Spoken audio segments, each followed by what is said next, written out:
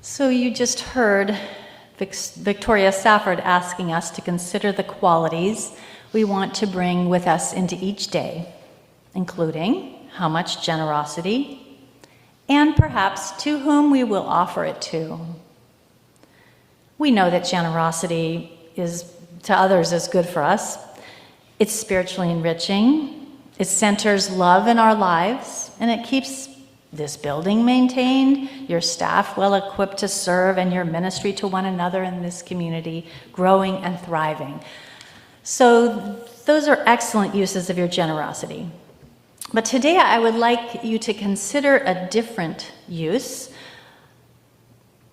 because, well, for one thing, these are very challenging times. We are so deeply divided as a country. I mean, just since I started writing this sermon, we've entered into another war, or maybe two. I think it's hard to keep track. It's overwhelming. And generosity in the country, it feels like it's in very short supply. So I hope that you'll bring some generosity with you each morning, and I propose that you bring an extra helping for yourself. And I'm not talking about going out and going on a spending spree. I'm thinking more about generosity of spirit. I think that perhaps we can be very stingy with generosity when it comes to our own needs. And I say this because I am guilty as charged. For example, just one thing off the top of my head, when I preach, I do my best and I usually get good feedback, but I confess that when I'm receiving compliments, in my head I'm saying, whatever, they're just being nice, However, should I hear one word of criticism, that word will be branded on my soul immediately and eternally. And that might be, in the end, the only thing I remember from the day. Now, that's pretty harsh, right? I mean, yeah. But does it sound familiar even a little? Okay, good. Yeah, I'm seeing hands, good. I had once an argument with my brother about an award he said that I had won in high school. And I was like, I never won that award. I am positive I never won it. But then I found the trophy in my closet. I had decided beforehand that I didn't deserve that award, and I wasn't going to let, reality change that. So as a member of a faith committee that centers faith tradition. Sometimes it feels like it's a faith committee, but it's a faith tradition that centers love. I think we should pack a very generous serving of kindness to ourselves each morning, along with what we bring for other people. Now, if this is making you uncomfortable, you just might be hearing some of our Calvinist ancestors gasping in horror, perhaps clutching their pearls, because I've basically given you permission to be selfish. But is it truly selfish to treat ourselves at least as well as we treat those we care about? And is it really a good thing to give so much of ourselves away, like the original giving tree, that we have nothing left? We're just bare stumps, dead stumps. Or to constantly criticize ourselves? Don't we also deserve kindness, love, and compassion? Of course we do. We are all equally deserving of generosity. Despite what certain religious ancestors might say, I think that there's plenty of support for my position in wisdom texts. In Psalms, we find the idea that we are fearfully and wonderfully made and precious in His sight. Should we not care for our precious things? The book of 1 Corinthians instructs that our body is a temple, that admonishes us to care for it. That sounds like permission to me. You have practiced self-compassion if you've ever sung or chanted the metta chant from the Buddhist tradition. There is a version of it in our Teal hymnal called Filled with Loving Kindness. The traditional version, well, there's a lot of versions of this that I found, but I found one that starts out something like this. May I be free from enmity and danger. May I be free from mental suffering. May I be free from physical suffering. May I take care of my own happiness. The giving tree was actually Buddhist. This is sometimes summarized as, may I be safe, may I be well, may I have peace, may I be free. And so that's the first verse, that's how it starts out. And then, of course, the first word in each sentence shifts from I to may you be safe, to we, and then they. So this is an explicit wish for the safety, well-being, health, and freedom of all beings, but it starts with I. Offering loving kindness to all beings is a core practice in Buddhism, starting with themselves. And there's also an emphasis on accepting what is and who we really are. And I wonder for myself, because this is a struggle, what it would look like if I really could do that. Could I be as compassionate and understanding to myself as I am to others? It's a work in progress. Studies have shown that loving oneself increases our physical and mental health as well as our happiness, according to Dr. Google. There are lots and lots of studies out there. I don't think you want to hear a journal club this morning. Psychologists agree, though, that this kind of love is necessary to achieve happiness through a healthy balance between our bodies and our minds and our spirits. So if we can start by agreeing that we should treat ourselves generously, then we might ask, well, what does that mean exactly, and what would it look like? So I did a little experiment, which you can do if you feel inclined. If you don't feel inclined, just don't. But so if you want to bring to mind a person that you love, a relative or a friend, or maybe it's just someone that you admire, you don't know well, but you admire them, and then just hold them in your mind for a minute. Now, I want you to imagine that they have just asked you for some advice about, just a few words, bringing balance into one's life. Bringing balance. So think for a minute. What would you say in just a few phrases?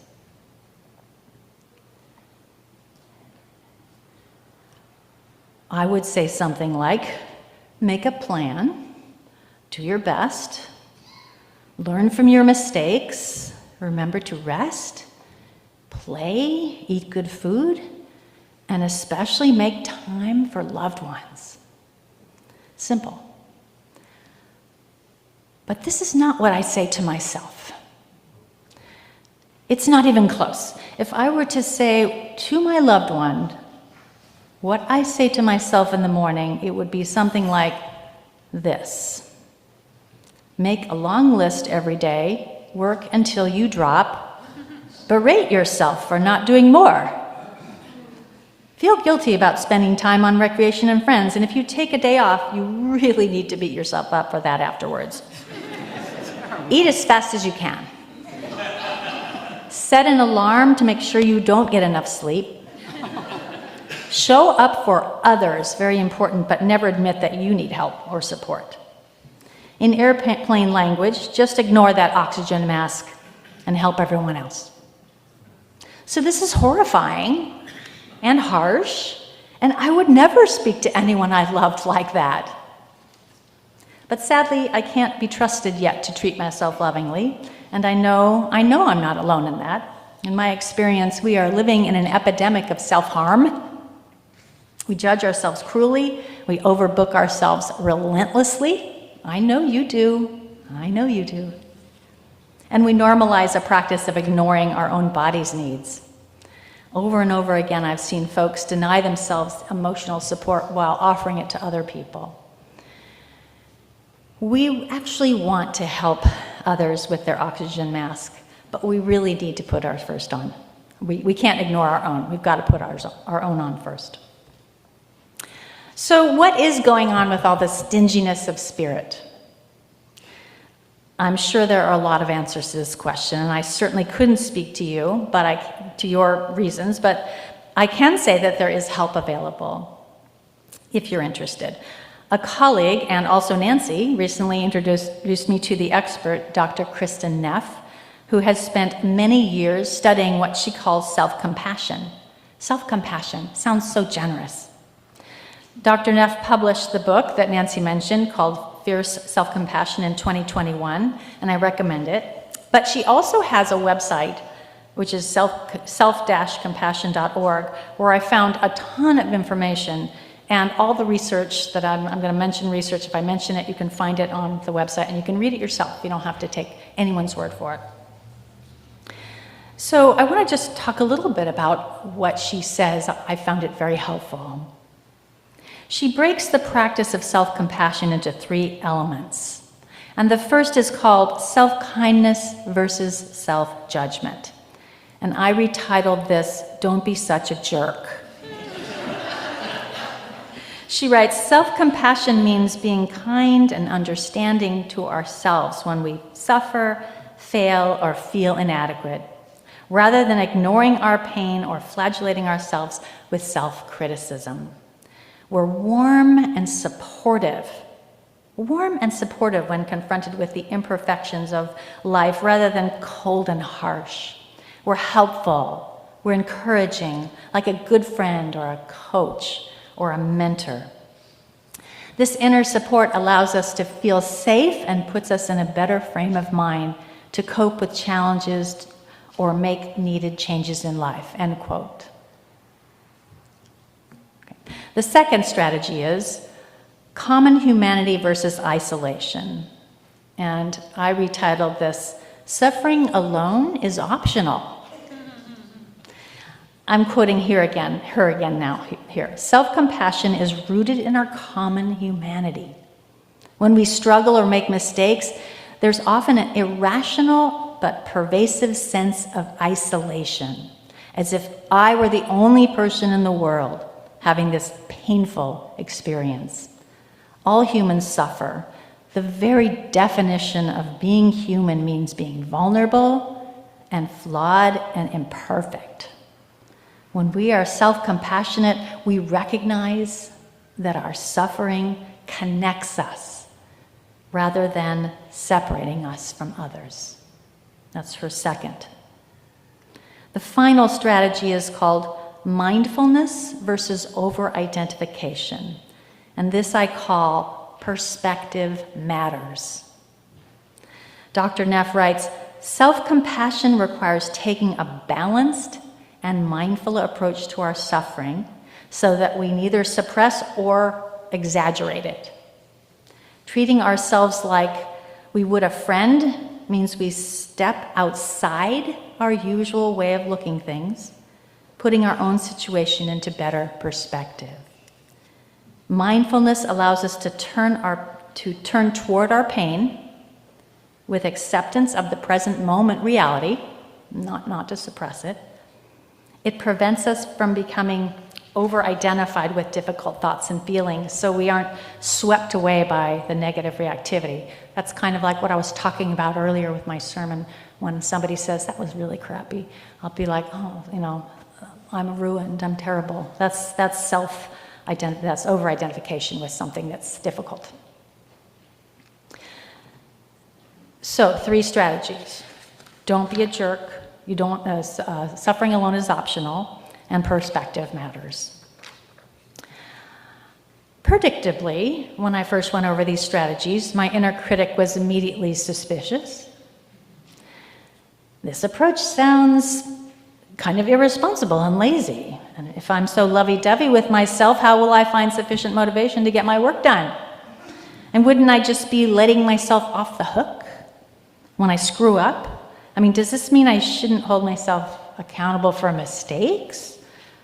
And really, isn't this kind of a lot of navel-gazing right now?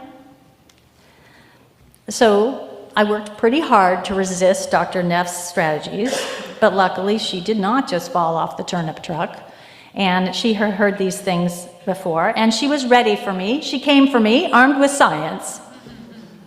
Studies show that self-compassion, this is really important to me. Self-compassion is a more effective motivator than harsh self-punishment. I would do better if I didn't do that. I would get more done if I didn't do that. Boom! This is because when we are kind to ourselves, we adopt what Neff calls a supportive mindset. which makes us better able to learn from our mistakes and failures. We can better learn when we're supportive. Research, these are her words now, research shows that self-compassion engenders a learning and growth orientation that improves performance. The studies she refers to, as I say, they're all posted on that website, self-compassion.org, so you can take a look if you want. But what if I really screw up? With Neff's approach, do I just let myself off the hook? Really? I can just forgive myself and move on? Well, it turns out, yes, sort of. Neff writes, when we're self-compassionate after doing something we regret, it provides the sense of safety needed to acknowledge what we've done. Research shows that people who are self-compassionate about their past mistakes are more likely to take personal responsibility for their misdeeds and to try to repair the situation, end quote. So by practicing self-compassion, we're doing the opposite of letting ourselves off the hook. We're paving the way to even more accountability. We're just skipping the self-harm part. And I think that sounds pretty nice. So I had that one last concern about this strategy seeming kind of self-indulgent. People will say, oh, it's so selfish. And it's true that her mindful approach involves turning toward our feelings, and that's an inward thing. And that involves maybe some time for thinking about what happened, giving yourself that time. But whereas self-indulgence is something that I think of as is something we do that can harm us ultimately, self-compassion is the opposite. It's caring about ourselves enough to take time for ourselves, and maybe it's not comfortable to sit and think about what happened or what we did or didn't do. But that contributes to our long-term self of well-being, it turns out. Research shows, Neff writes, that self-compassionate people are more likely to exercise, eat well, get regular medical checkups, and generally engage in health-promoting behaviors. So I'm a person who can be convinced by science and reason, as I think are a lot of Unitarian Universalists. And Dr. Neff has convinced me that it would be better if I were more generous to myself. But this is simple to say, right? I can stand up here and say those words. It's harder to do. And maybe a few of you have an inner critic weighing in every day to some degree about our value and our worth or lack of it. And I think that this may be especially true these days when the perfect lives of others are readily available on social media. The best advice I ever got for countering harsh criticism came from a mentor, and I may have brought this up here before, but it really bears repeating. When I find myself feeling badly about something I said or did or didn't say or didn't do, I try to back up a little and ask myself the question, what else is true? What else is true? I may not have finished all the tasks on my list, but what else is true? I did a really excellent job on the ones I did do. That's true. In addition, I did a lot of other important things that came up at the last minute. Or I might have let a friend down, but what else is true? I made amends. And the fact that I felt badly about that means I'm a caring person who actually values kindness and friendship. That's also true. Asking what else is true is the easiest way for me to access that generous self-compassion. And it's also true sometimes that what we tend to judge as our worst is merely the reflection of what we desire as our best. We fall short because we value being kind, being loving, being generous. When we fall short, we have to remind ourselves, oh yeah, I value those things. We know that we missed the mark, but how great it is that we have a mark out there in the first place. This week, if your inner critic shows up and attacks you, remember that critic won't offer you a complete picture, I promise. We all fall short, but what else is true? Are you also open-hearted, generous, and compassionate to others? Do you value justice and respect? You might even explain to your critic that as Unitarian Universalists, Love is a central value in our lives, and that includes loving kindness for ourselves. It's a faith practice. I just want to say for me, self-generosity includes saying no, like our giving tree.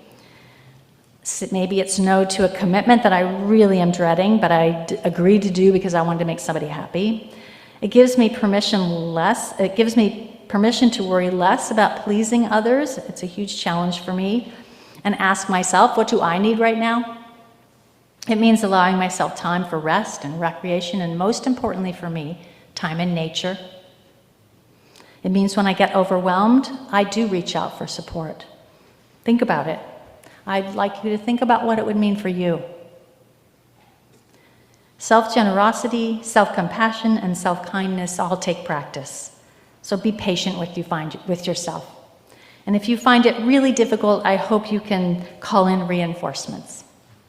Dr. Neff is an expert, but I'm sure there are people right in this room who would be happy to offer their support generously to you and remind you that you are worthy of loving kindness. Every morning, every day, says Victoria Safford, we decide what we will carry as we go out into the world. How much compassion, how much arrogance, how much anger, how much humor, how much willingness to change and be changed, how much love and gratitude.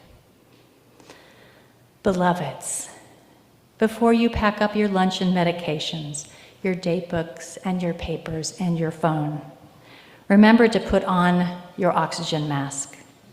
Include in your bag a hearty serving of generosity and kindness for yourself, for the learning, growing, open-hearted, loving, imperfect human that you are. You deserve it. May it be so, and blessed be.